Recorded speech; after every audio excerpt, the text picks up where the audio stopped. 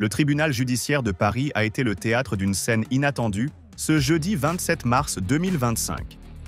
En pleine audience du procès sur le financement libyen impliquant Nicolas Sarkozy, une femme de 30 ans, se faisant passer pour une avocate, a été arrêtée par la police. Son stratagème ? Se fondre parmi les robes noires pour dérober de l'argent aux véritables avocats présents au tribunal. Depuis plusieurs jours, des rumeurs circulaient parmi les avocats du barreau de Paris sur une mystérieuse consoeur dont le comportement intriguait.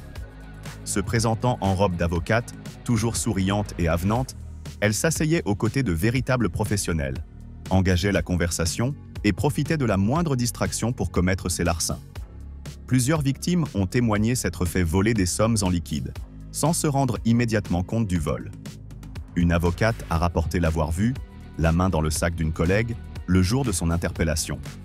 Rapidement, la police est intervenue et l'a arrêtée sur place, au sein même de la salle d'audience où le parquet national financier, PNF, venait tout juste de requérir 7 ans de prison contre Nicolas Sarkozy. Selon des informations relayées par Paris Match et Le Parisien, la suspecte n'en était pas à son coup d'essai. Elle aurait utilisé le même stratagème non seulement au tribunal judiciaire de Paris, mais aussi à Bobigny, se mêlant aux audiences sans jamais plaider de dossier. Une avocate ayant perdu 500 € en sa présence s'était étonnée qu'elle n'ait pas de dossier à défendre malgré 4 heures passées en salle.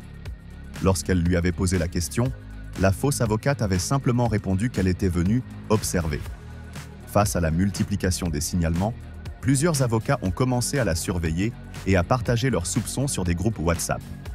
Certains l'ont même suivi discrètement jusqu'à l'étage où se tenait le procès Sarkozy, ce qui a permis son identification et son arrestation.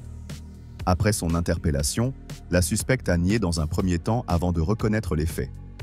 Placée en garde à vue, elle fait désormais l'objet d'une enquête confiée au commissariat du 17e arrondissement de Paris. Reste à déterminer depuis combien de temps elle opérait ainsi et le montant total des vols commis. Cette affaire insolite met en lumière la vulnérabilité des tribunaux face à de telles usurpations. Elle rappelle également que, même dans des lieux où la justice est reine, certains savent tirer profit du chaos ambiant pour mener leurs propres affaires illégalement. Dites-moi en commentaire ce que vous en pensez, likez si cette histoire vous a intrigué et surtout, abonnez-vous pour ne rien rater des prochaines affaires insolites. À très bientôt pour de nouvelles histoires captivantes.